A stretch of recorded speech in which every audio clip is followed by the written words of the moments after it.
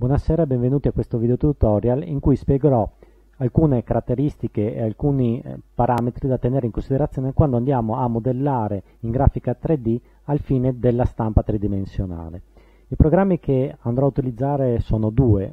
Il primo si chiama Blender, è il programma di CAD tridimensionale.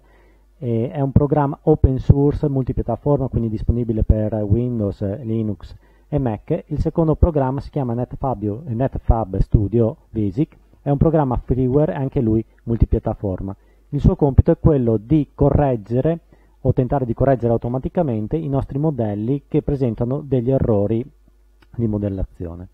Una cosa da tenere in considerazione è che quello che si vede nell'anteprima tridimensionale non sempre va bene ai fini della stampa. Con questo mi riferisco anche ai modelli utilizzati ad esempio nei rendering tridimensionali pubblicità, quindi magari un modello utilizzato per fare una foto di un futuro appartamento, quindi la planimetria, può non avere le caratteristiche necessarie e corrette al fine di poterlo realizzare materialmente con una stampante 3D. Le caratteristiche che devono avere i nostri modelli 3D tridimensionali sono fondamentalmente due. La prima è che devono essere sempre superfici chiuse. Le superfici aperte non vengono riconosciute dai programmi di slicing, cioè quei programmi che vanno a creare il G-code che poi viene inviato alla stampa e con tutte le coordinate dell'oggetto.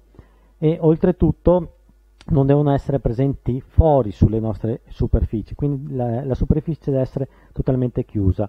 Se c'è la presenza di fori oppure superfici aperte, appunto non avviene lo slicing. La seconda caratteristica è che tutte le normali devono essere calcolate correttamente, e cioè dall'interno dell'oggetto verso l'esterno dell'oggetto. Le normali non sono altro che l'orientamento delle superfici.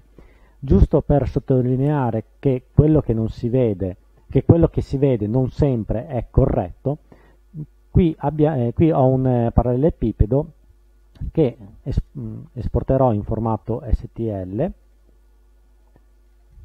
Adesso lo vado ad aprire con NetFab Studio e il programma mi dice che c'è un errore nel modello.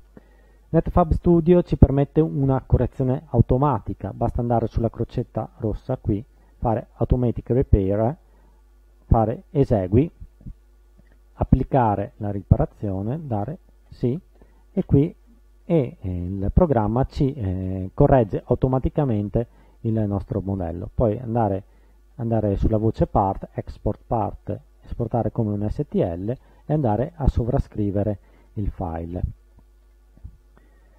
Ovviamente non sempre le riparazioni automatiche di NetFab Studio sono ottimali, perché ovviamente, specialmente quando abbiamo modelli complessi quali planimetrie di casa oppure ingranaggi, lui tenta di riparare l'oggetto, però la riparazione non sempre va a buon fine, si possono avere delle deformazioni del modello finale, come vedremo in seguito.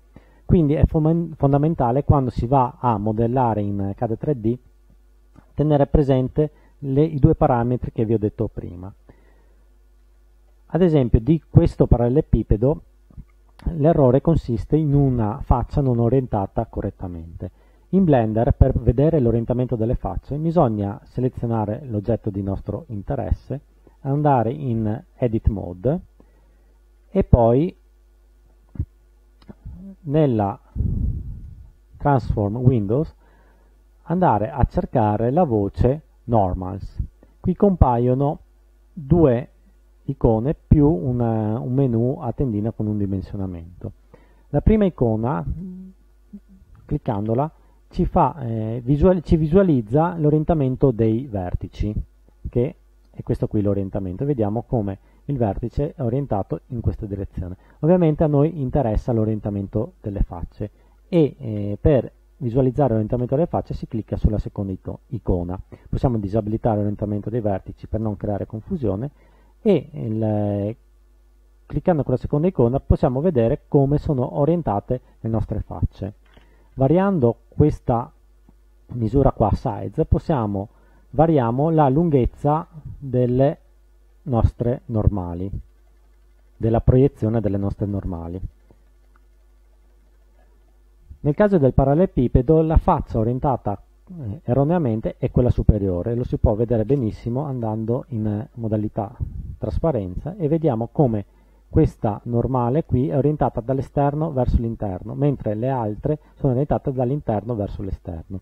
Per cambiare l'orientamento della faccia basta andare nella Mesh Tools, cercare la voce Normals e cliccare su Flip Direction e automaticamente la normale della faccia selezionata viene orientata. Ovviamente possiamo fare questa operazione selezionando più facce alla volta. Esiste un secondo comando che si chiama Recalculate che tenta di fare l'operazione di riparazione che fa NetFab Studio con la crocetta rossa che abbiamo visto prima, soltanto che in progetti molto complessi, anche con progetti molto complessi, questo ricalcolo automatizzato non sempre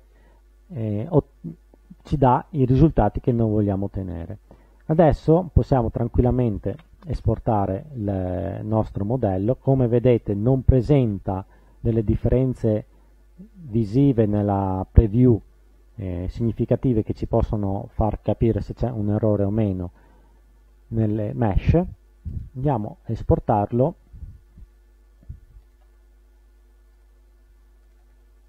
e andiamo ad aprirlo con NetFab e adesso il nostro modello non presenta alcun errore, infatti l'icona qui in basso a destra non viene visualizzata. Può capitare però di non aver sempre a che fare con delle superfici o dei modelli semplici quali possono essere un parallelepipedo o un cilindro, ma ad esempio ci si può trovare nel caso di dover creare un modello tridimensionale partendo da una superficie bidimensionale, come in questo caso. Questo modello presenta delle curve e addirittura anche un foro al suo interno.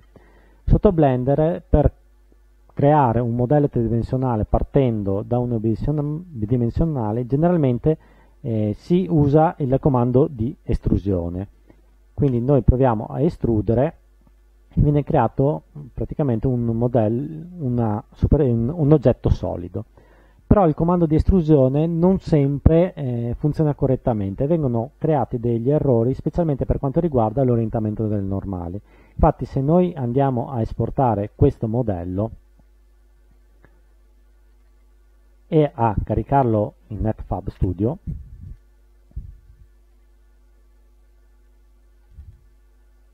vediamo che ci viene restituito un errore. Un'alternativa all'estrusione e quindi alla possibilità di creare degli errori involontari consiste nel comando Solidify. Noi selezioniamo tutte le facce di cui necessitiamo per andare a creare il nostro modello solido. Ovviamente tutte le facce devono essere orientate correttamente, altrimenti andiamo a creare un errore nel modello solido. Andiamo su Mesh, Face e diamo il comando Solidify. In questo comando Blender va a creare automaticamente una superficie chiusa sul modello bidimensionale precedentemente realizzato. Ovviamente questa superficie chiusa ha un'altezza in z infinitesima, quindi sarà il nostro compito spostare, traslare la superficie appena realizzata in una direzione e creare il nostro modello tridimensionale. Se noi andiamo a esportare questo modello e ad aprirlo in NetFab Studio, vedremo che rispetto al precedente non abbiamo la segnalazione di errori. Un'altra cosa che può tornare molto utile in Blender è la creazione di fori in oggetti preesistenti. Per creare un foro ci sono molti metodi, però quello che vado a spiegarvi ora è quello più semplice e anche quello che crea meno errori nelle mesh. Nel caso vogliamo ad esempio creare un foro passante cilindrico attraverso il nostro parallelepipedo, andiamo in Object Mode, aggiungiamo la mesh cilindro che viene automaticamente aggiunta, ovviamente la ruotiamo lungo l'asse Y di 90 gradi. Nel caso in cui sia centrato e delle dimensioni corrette, andiamo a selezionare l'oggetto che vogliamo forare e poi clicchiamo sull'icona Object Modifiers. Andiamo ad aggiungere l'operazione booleana e diamo l'operazione di differenza rispetto al cilindro. Facciamo applica, poi selezioniamo il cilindro e lo cancelliamo e il nostro foro viene creato automaticamente con tutte le normali calcolate in maniera corretta. Infatti se noi andiamo ad esportare il nostro file e a ricaricarlo in NetFab Studio, vediamo che NetFab non ci ritorna alcun errore. Queste semplici regole, controllare sempre l'orientamento delle normali, fare dei fori con l'operazione booleana, può tornare utile specialmente in modelli complessi. Infatti qui in questo caso abbiamo un modello planimetrico di una casa. Se noi andiamo ad esportare questo modello e a caricarlo in NetFab, ovviamente il programma ci ritorna una serie di errori.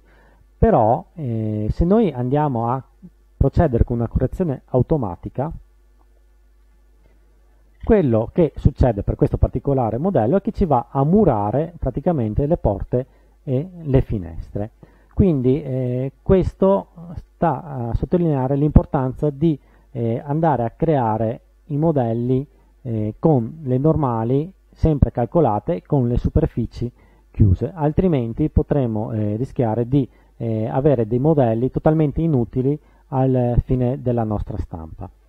Con questo io ho concluso questo breve video tutorial, vi invito a visitare sempre il mio blog www.ivanbortolino.it. Se avete dubbi o domande non esitate a contattarmi tramite l'apposito modulo di contatto presente sul sito, e al prossimo video tutorial.